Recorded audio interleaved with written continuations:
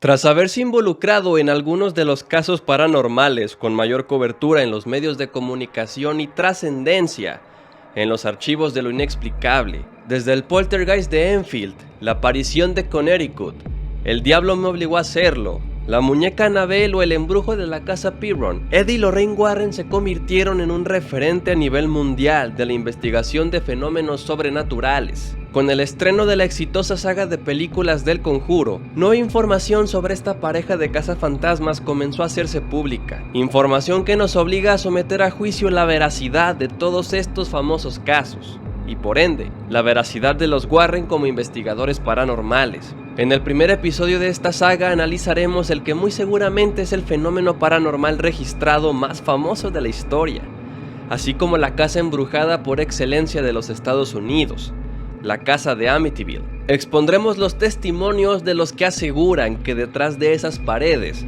se vivió auténtica actividad paranormal y actividad demoníaca, experiencias poco conocidas de las familias que ahí vivieron, las conclusiones a las que llegaron los Warren tras haber investigado la casa, y las contrastaremos con la información de muchos otros involucrados en el caso, que aseguran tener las pruebas suficientes de que Amityville no es más que un gran montaje para hacer negocios. Soy Dano Arcano y déjame que te cuente si los casos de los Warren son reales o un completo fraude. Caso Amityville.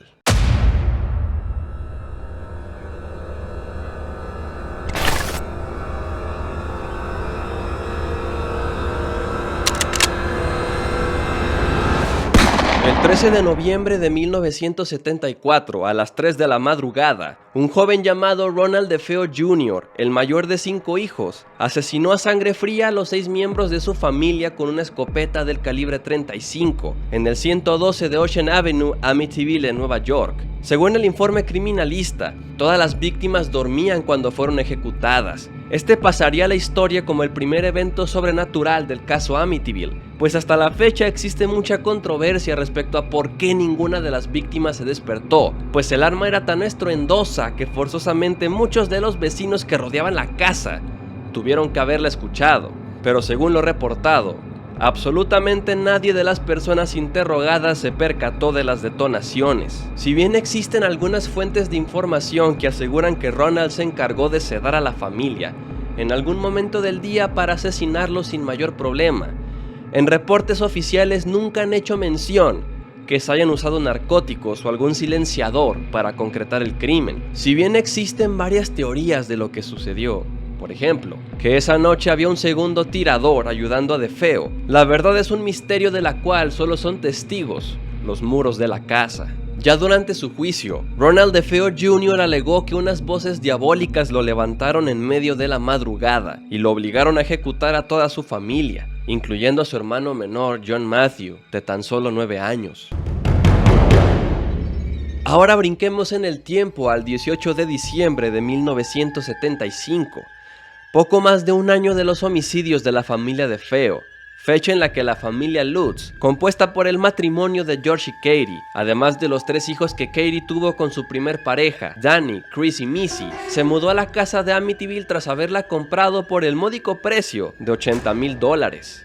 Pese a que la casa era muy espaciosa y contaba con grandes atractivos, como una piscina y un cobertizo lo suficientemente grande para guardar botes, la propiedad se estaba rematando dado al trágico crimen que guardaba tras sus paredes y ventanas. Los agentes de bienes raíces fueron sinceros con la familia sobre por qué era tan barata, y George, además de no haberle dado importancia, compró por $400 todos los muebles de la familia DeFeo, los cuales habían sido trasladados a una bodega tras lo sucedido. Según lo que relató la familia, a solo 28 días de haberse mudado a la casa, el 15 de enero de 1976, se vieron obligados a abandonarla a mitad de la noche sin sus pertenencias, pues habían sido presa de una serie de eventos paranormales y apariciones demoníacas que ellos consideraron ponían en riesgo su vida. El que ellos describieron como el primer fenómeno sobrenatural lo sufriría el padre Ralph Pecoraro, un sacerdote con el que George Lutz se comunicó para que fuera a bendecir la casa a los pocos días de haber llegado.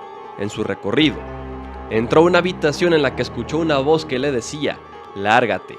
Mientras tanto, Daniel Lutz, el hijo mayor, se encontró con una plaga de moscas que, según él, ascendía hasta las 400 o las 500.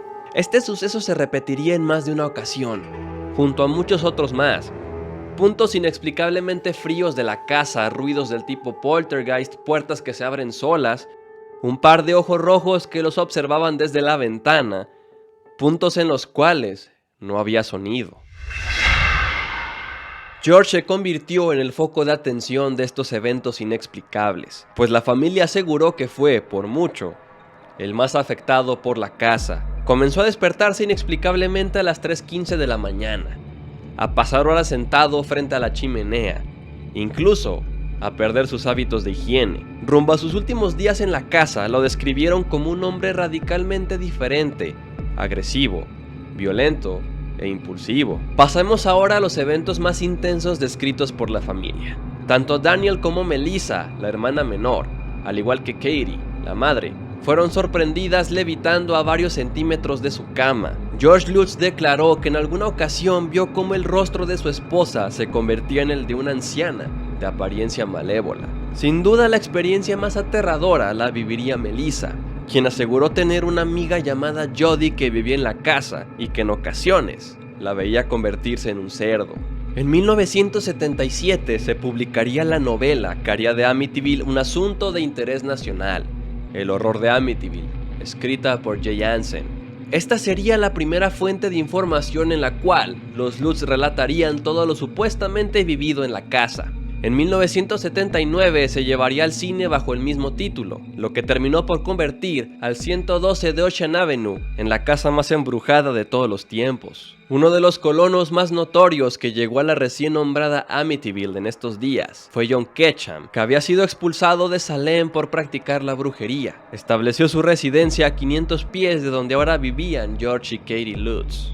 Esta fue la explicación que los primeros en investigar el caso presentaron sobre la maldición de la casa de Amityville, que todo se debía a un brujo de Salem que había practicado todo tipo de rituales y conjuros satánicos sobre esa propiedad. Además, y como si esto fuera poco, también se aseguró que estaba construida sobre lo que alguna vez fue un cementerio indio. Se hablaba de la casa Amityville en todos los medios de comunicación a todas horas. Todos los periódicos, radiodifusoras y televisoras querían entrevistar a la familia Lutz. Entre ellas una periodista llamada Laura Didio, quien en aquel entonces tenía un programa sobre fenómenos y casos paranormales. Se puso en contacto con George y Katie para darle seguimiento a su historia y ofrecerles intervención de parapsicólogos reconocidos, a cambio de que el Channel 5 News, la emisora para la que trabajaba, tuviera los derechos exclusivos de la historia. Es aquí que los contacta con los entonces cazafantasmas más famosos de los Estados Unidos, y probablemente del mundo, Ed y Lorraine Warren, quienes para ese entonces ya habían reunido fama y reconocimiento como investigadores de lo paranormal. Hasta el final de sus días, ambos investigadores paranormales afirmaron que el caso Amityville fue el más peligroso al que se enfrentaron en toda su carrera, pues según sus palabras, la naturaleza de la casa era en esencia maligna e incluso demoníaca.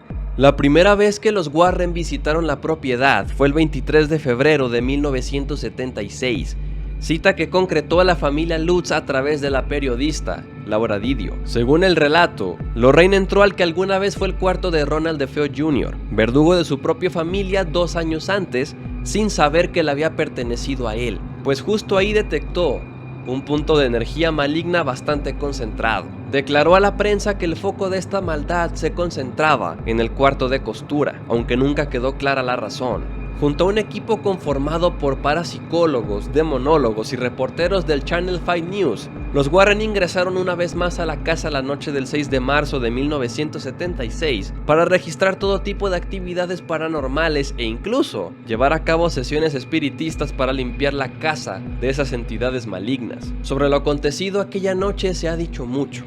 Por un lado, tenemos la palabra de los propios Warren que aseguran se vivieron poderosas manifestaciones paranormales, o la famosísima fotografía en la que podemos ver a un niño asomarse por el barandal de las escaleras, capturada por el equipo que Lorraine llevó a la casa.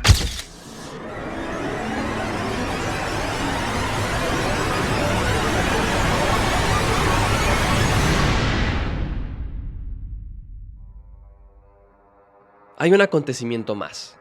Uno bastante extraño, inusual y sobre todo, increíble, que rara vez se ha mencionado si no es que nunca.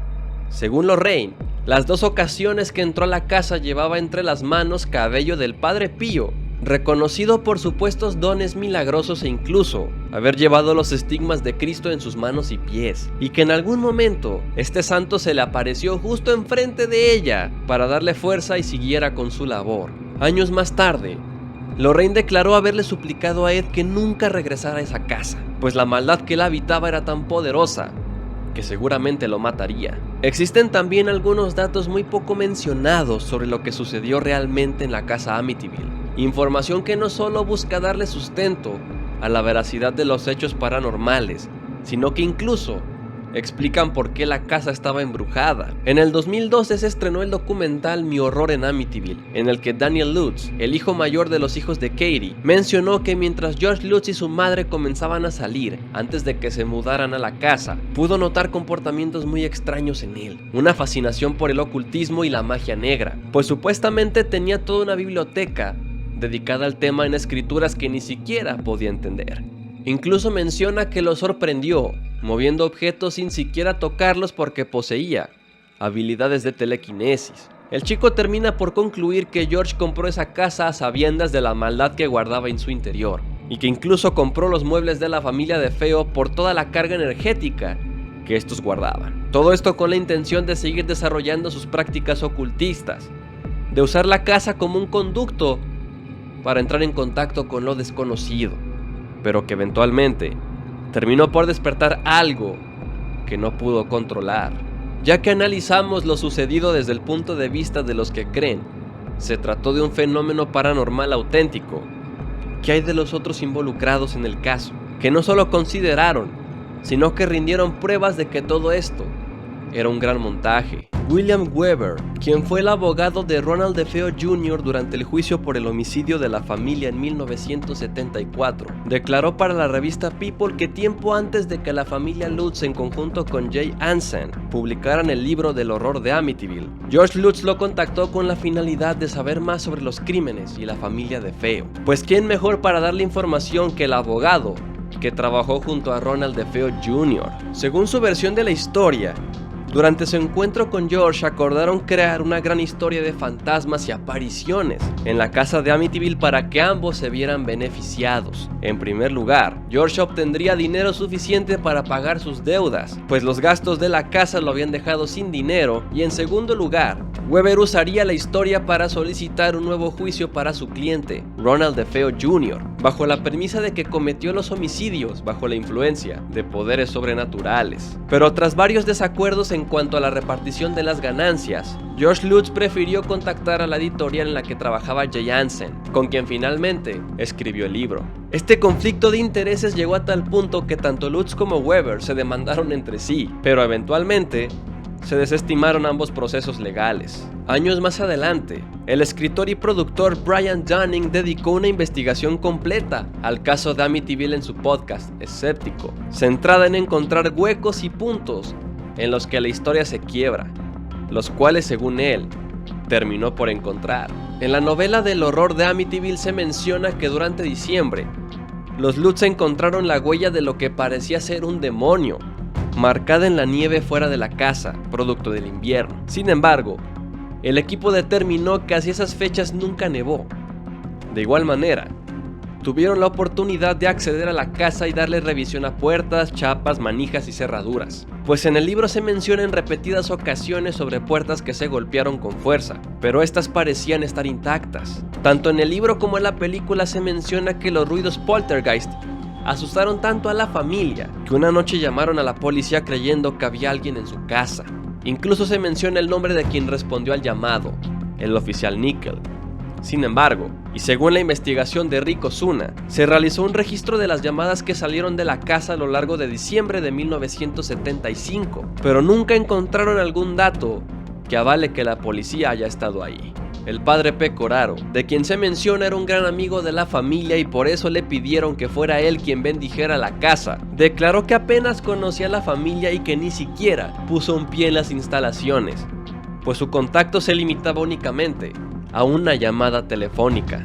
El 15 de mayo del 2002, la diócesis de Rockville Center se vio en la necesidad de enviarle una carta al autor Rick Osuna para deslindarse completamente del caso, además de dejar en claro que Pecoraro nunca estuvo en la casa y nunca llegó a creer que estuviera poseída. La situación llegó a tal punto que, con tal de no verse involucrados, la diócesis terminó expulsando al sacerdote. Si bien son muchos los que aseguran que la casa de Amityville fue un auténtico portal entre la tierra y el infierno, también hay muchos otros que parecen tener pruebas suficientes de que todo esto se trató de un gran fraude. Y si bien cada quien es libre de elegir qué versión creer, existe una verdad indiscutible. Absolutamente todos los involucrados vieron en esto una oportunidad para llenarse los bolsillos de dinero, incluyendo a los Warren. Y valdría la pena discutir qué tan ético es hacer de una investigación paranormal un negocio. Pero dime, ¿qué piensas tú de este caso? ¿El caso Amityville es real o es un completo fraude? ¿Qué opinas de los Warren como investigadores paranormales?